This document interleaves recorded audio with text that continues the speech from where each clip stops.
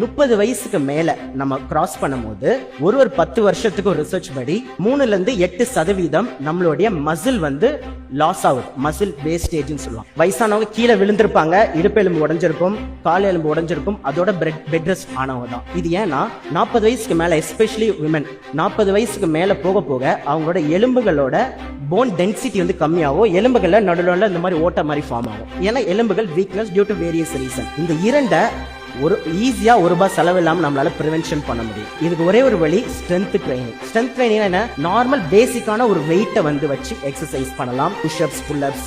But வயசானவங்கள pushups, pullups கஷ்டம். Normal dumbbells வச்சு நிறைய ஆக்டிவிட்டிஸ் இருக்கு. ஸோ இது நிறைய வீடியோஸ், யூடியூப் வீடியோஸ் நீங்களே பார்த்து கூட பண்ணலாம். பட் ஒருத்தரும் பண்ணணும். அண்ட் இன்னொன்று, லேடிஸ் எல்லாருக்கும் ஒரு இது, நான் எக்ஸசைஸ் பண்ணனா எனக்கு அர்னால்டு மாதிரி நல்லா ஆர்ம்ஸ் வந்துருவாங்க. அது கவலையப்படாதீங்க, அப்படிலாம் எதுவும் ஆகாது.